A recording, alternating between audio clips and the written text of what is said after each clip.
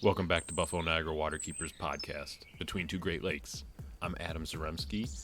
For the show, we're going to get right into it. I'm here with Margaux Valenti, our legal director. She's here to answer the big question, why do we call this show Between Two Great Lakes? Because it's true. We are sitting between two Great Lakes, Adam. Is that it? That's the main reason? And because New York State is Great Lake State. That's why it matters. I knew I had you on the show for a reason. Thank you. Yes, my favorite thing to shout about. So our focus will be on the fact that New York is a Great Lakes state. But first, how'd you get to be one of Waterkeeper's, experts on things Great Lakes related? I think it started with a healthy obsession with dredging and, law school.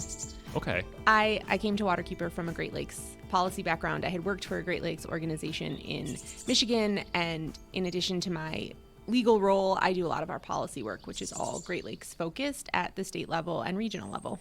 And with dredging, that would be related to the Buffalo River. You've done a lot in that region, which flows into a Great Lake. Yes, so I have been managing the Buffalo River project for the last couple of years, but the Great Lakes are also shipping channels, so they have a lot to do with dredging and the movement of goods, and they have been channels of commerce for a long time for American history. You've been dealing with a lot of that for years, so that's why we had you on to discuss New York is a Great Lakes state. Yes, because New York likes to forget that it's a Great Lakes state, so we're here to remind them. Now, we primarily focus on Lake Erie, correct? Lake Ontario is part of the New York is a Great Lakes state. Our priority, I guess I'd say, if that's accurate, is Lake Erie? Yes, it's twofold. So policy-wise, we care about all of New York's Great Lakes, which is Lake Erie and Ontario, but also the St. Lawrence River. But as a keeper, we have to have a jurisdiction, and our jurisdiction is the Niagara River watershed, which will be expanding to the Pennsylvania line. So our physical projects are along the Lake Erie shoreline, but our policy work is about all of the Great Lakes. We have a ton of shoreline that is bordering this area. How much does New York cover? Yeah, so here's the thing. There are 8 Great Lakes states that border the Great Lakes. New York State is the second largest Great Lakes state by landmass in the Great Lakes Basin. And what I mean when I say that is that any rain that falls within the watershed is going to make its way into the Great Lakes or the St. Lawrence, and 47% of New York State is within that basin.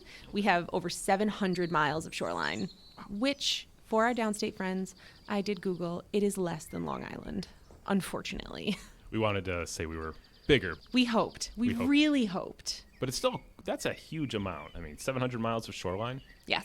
I guess because there is such a large boundary of that for New York. That's why we're trying to promote this idea of New York is a Great Lakes state, because there is a lot of area we cover. That, and we're trying to remind New York that it's a Great Lakes state, and to remind the rest of the Great Lakes states that New York is a Great Lakes state. So there's a couple of things. The Great Lakes states often operate as unit because we recognize that this shared resource that we all share, these 8 lakes, are essentially just a large river system. They start up in Minnesota and they end over here at the St. Lawrence, but the water is constantly moving. And so a good couple of years ago, we'll call it 2008, the governors of the 8 states got together and they wrote a compact to decide how to use the water of the lakes. And they actually had it ratified by the feds in 2008. So it is a enforceable federal law on how we use the water. But the trick here is that the Great Lakes are often thought of by people outside of the Great Lakes as a Midwest thing. And although Buffalo is Midwest nice, this is still New York. So we have a bit of an identity crisis where we have one foot in the Midwest and one foot in the Northeast, and yet we're the second biggest Great Lakes state. And so we're trying to get the Chicago-based folk to look east, and we're trying to get Albany to look west. Because we want to make sure they're addressing the needs and issues that are going on here. We want to make sure it's not forgotten. Yeah, we don't want New York State to get left out of Midwest discussions. And New York also is a bi-coastal state. And the New York-New Jersey harbor is massive. There's a ton of oceanic coastline in Long Island. A lot of our state funding is pushed together on an ocean and Great Lakes line. So we have this shared resource, and we need the decision makers who are downstate and the more of the people are in New York City to look west and remember that we are also a Great Lakes state. It is kind of wild when you think of that because, that New York City, New Jersey area, big port section, dealing with a lot of water. but there's a lot of land mass of New York in the middle. Exactly. And so I guess I could see how people might not think of like the waterways necessarily. Like we go to them, but you wouldn't consider it as being such a huge impact. Right. The way I think of it is New York is, 5 different places. New York City is a life of its own. The capital region has its own interests, and the Hudson is a source of drinking water, the Hudson River. And then you've got upstate, and then you've got Western New York, and we all just kind of live in our bubbles dealing with our local issues. So we want to continue talking about that messaging for New York. But with the compact for those 8 states that signed it, what was... Can you name the 8 states, Adam? I thought the host was going to ask the questions. I'm going to make a go at it. We've got New York, Pennsylvania, Ohio, Illinois, Michigan. I lost count. You got 3 more. Wisconsin? Yep. 2 more. Indiana? Yeah, that's the hard one. The last one's easy. Well, don't tell me that because now I'm stuck. It's big. That makes this even worse because I'll leave this in here for people to realize I couldn't figure. What's the last one? Minnesota. Sorry, Minnesota. I did not mean to leave you out. They got together. What was the thought? Like, what are they trying? What's the compact doing, I guess? So honestly, there's a couple of agreements that rule the Great Lakes, but essentially the compact is about water quantity. And at the time, there was talk of moving Great Lakes water out west to handle some of the drought issues because the Great Lakes are 20% of the world's fresh water, but they have a very limited recharge rate, meaning if you pull too much out of the water, the levels will drop, and we depend a lot on our rain and snowfall to recharge the lakes. And so the governors saw this worry coming, and they wrote a compact saying that in order for water to leave the basin, they have to have unanimous consent. So all of those 8 states you just described have to agree to allow Great Lakes water to leave the basin. So it was to protect the quantity. Is it just that element, or are there other aspects of it, like pollution elements, or the compact is essentially about quantity, but there are other agreements that are more scientifically based and deal with quality issues. Okay. And that's where we get things like the Area of Concern program, which the Buffalo River is an area of concern. That's actually an annex to the Great Lakes St. Lawrence Seaway Water Quality Agreement. Now 8 states? Is Canada involved in that one? Because they're bordering. So Civics 101, states cannot make treaties with foreign countries. So the compact is just the 8 states, but the Water Quality Agreement and the compact has a sister agreement that does involve the Canadian provinces. But we'll be discussing things like if something's happening, we probably have to. Yes, they work together in tandem on those annexes. There are binational organizations, binational groups, binational subcommittees, and so we share a lot of the water quality issues with the Canadians. I guess I hadn't thought of that too. You're talking about that recharge rate because, all this water is now coming from the headwaters region, flowing down into the Great Lakes. I guess you just kind of have to have this. Well, and the other thing to remember too is these go all the way back. So there is something called the 1909 Boundary Waters Treaty, and the Boundary Waters Treaty is a federal treaty with Canada to govern the boundary waters from coast to coast. And that's where we get things like the International Joint Commission. They were actually made in a post-Civil War, pre-Great Depression treaty between the 2 nations. Okay. And so the IJC oversees the international issues with the Great Lakes. So protecting the Great Lakes has been a long time thing. People recognized it and wanted to make sure this area is protected. Absolutely. Because as you said, 20% of the fresh water in the world is located here. Absolutely. We've got New York as a Great Lakes state is the messaging. Who needs to hear this? Everyone. Everyone needs to hear this. We have a bit of an identity crisis, and we have 1 foot in the Midwest and 1 foot in the Northeast. You can't tell a New Yorker that they're from the Midwest, but you can't tell someone from downstate that Buffalo, New York is the same as downstate New York because they are different worlds. And we actually get split between 2 EPA regions. So the Great Lakes National Program Office is in the Chicago office of EPA, which is Region 5, but New York State is in EPA Region 2, which is in New York City. So we actually, when we get grants and federal programs, we have to respond to both the Great Lakes office and the New York office. That's got to be difficult.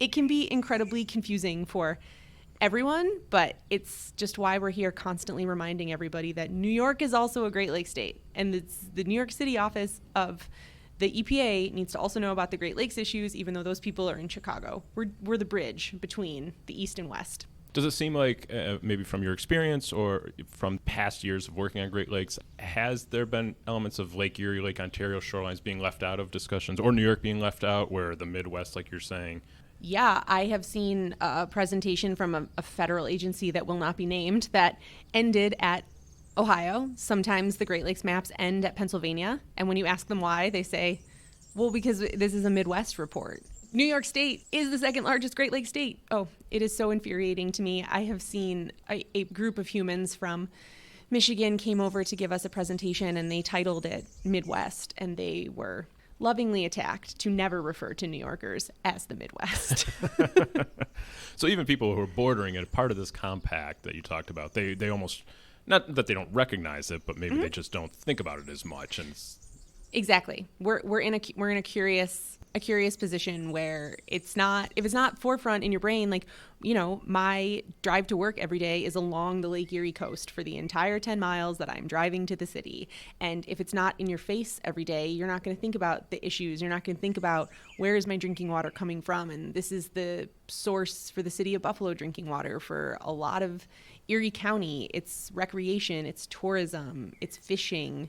There's a ton of uses for the lake, but if it's not in your face every day, then you might not think of that. I mean, as a Buffalonian, Adam, do you think of New York City as New York? I guess having been there, yes, but it is different. Yeah. Right? Yeah. It's its own section. A different New York. Yeah. It's a different New York. Like, it's part of New York, but they have an identity, right? Mm-hmm. Like we have an identity. Exactly. Yeah. And so that's with like that messaging. New York is a Great Lakes state. We're going to keep repeating it on this episode and going forward. But that's something I know you've had to deal with as far as like when you do trips to Albany, you're talking to lawmakers saying New York's a Great Lakes state. Like, how's that been? How's that been over the years? Well, to the elected officials who are from here, it's an easy sell. But when I get to talk to some of our downstate friends or some of our Long Island friends, and I tell them we have 700 miles of coastline in New York State, their eyes get wide and they think, seriously? And then I explain to them that the Great Lakes run the entire north and west coast of New York. So yes, it's huge. And luckily, we have some good friends in statewide organizations and coalitions that we get to partner with to strengthen our message. So we're certainly not screaming in a crowded room alone. What are some of those groups who are part of?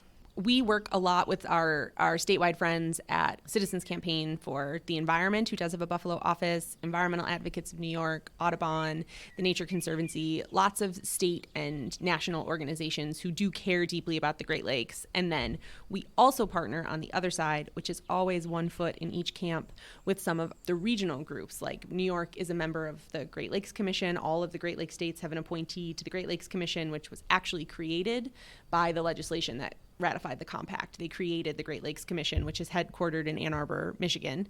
And we work with groups like Alliance for the Great Lakes and Healing Our Waters Coalition, and they're all based in Chicago. And those are your big regional Great Lakes issues. So then we also are dealing with federal policy at a regional level, and how does this affect the Great Lakes altogether?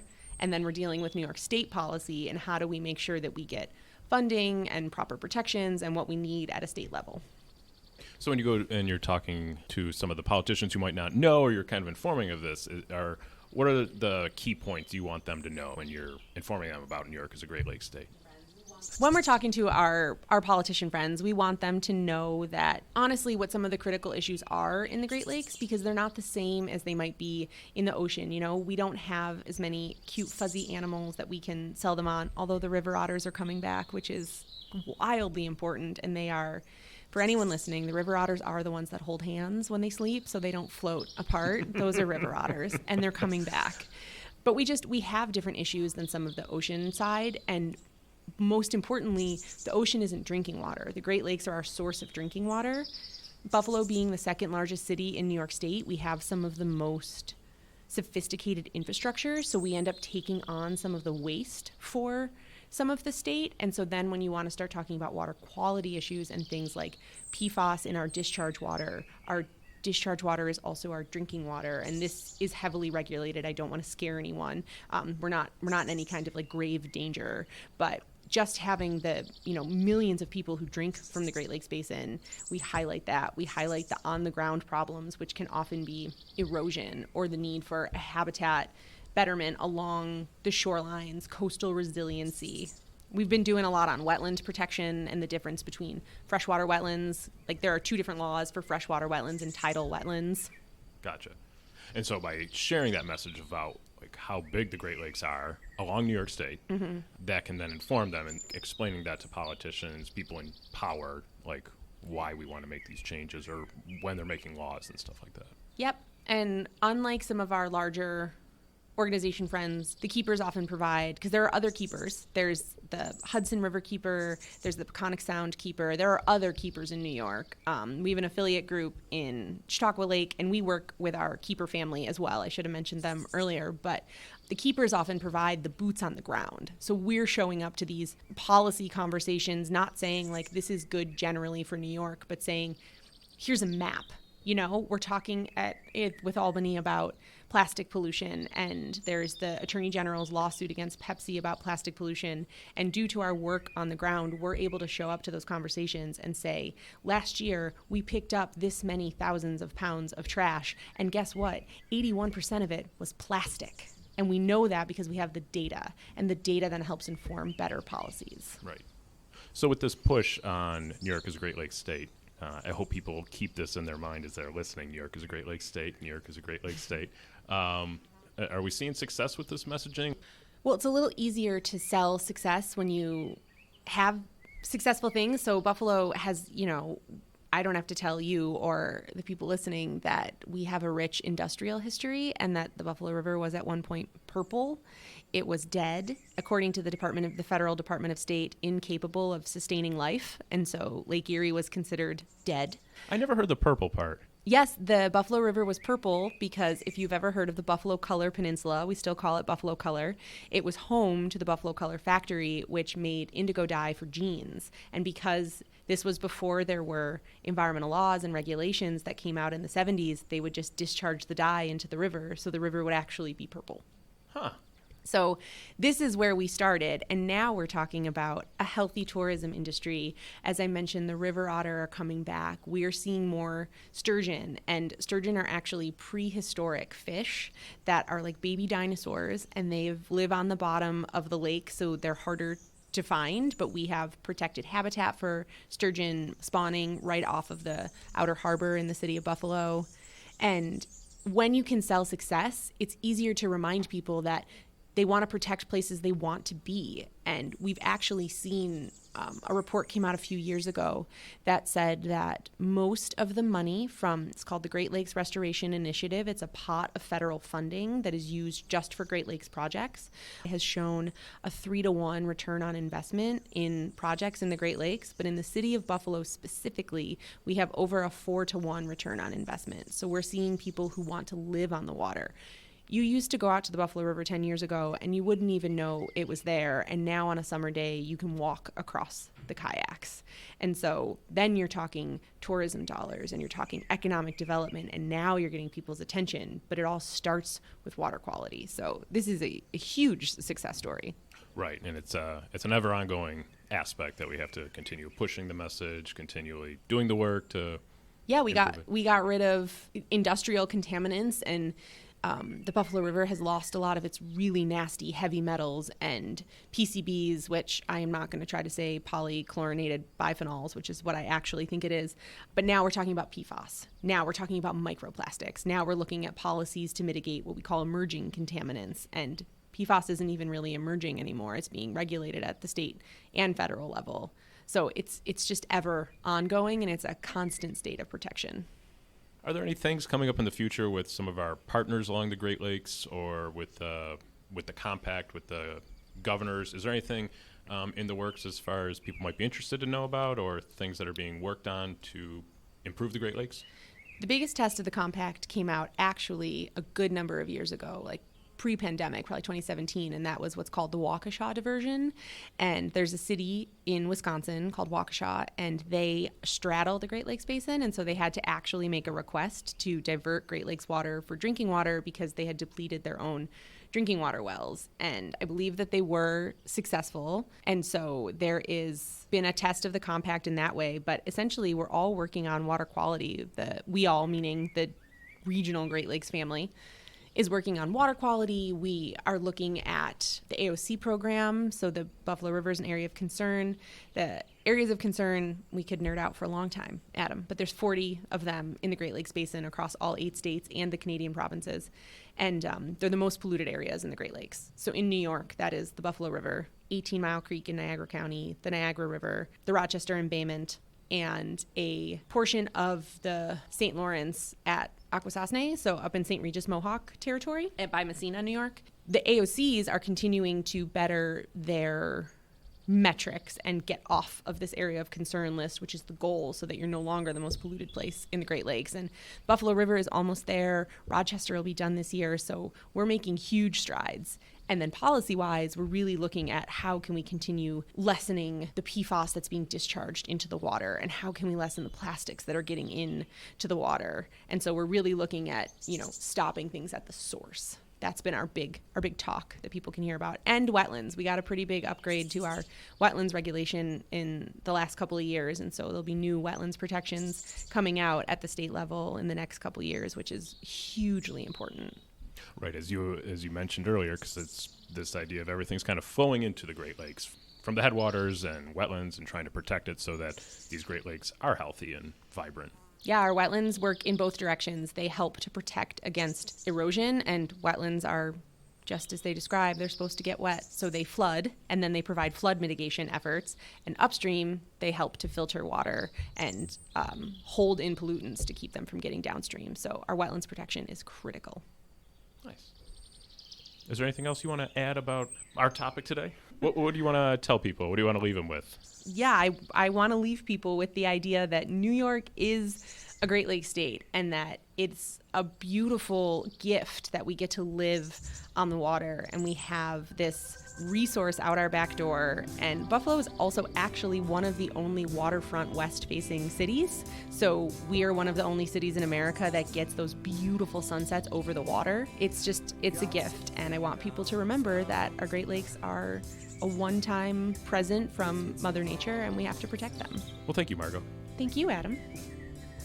Before you go, I just want to remind everyone, contributions from individuals are what make this work possible, what Waterkeeper is able to do on a day-to-day basis. For every dollar raised, Waterkeeper leverages that tenfold through securing grants and other funding to help deliver over 60 projects and programs each year. Donor dollars support our efforts to research and monitor our waterways, design projects, advocate for good policies, and even construct habitat and access improvements. These efforts in turn create a significant economic and environmental benefit for our community.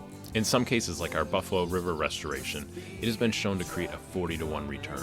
So whether you can give $5 or $5,000 or more, please know your dollars stay local, will be multiplied, and will help make change in our waters and community. And many thanks again to the Buffalo-based band Snowbelt for their intro and outro music in this episode. You can find their songs and albums, including their latest album, Norris Avenue, on all streaming services. Check them out. Thanks again for listening. Be well and do good.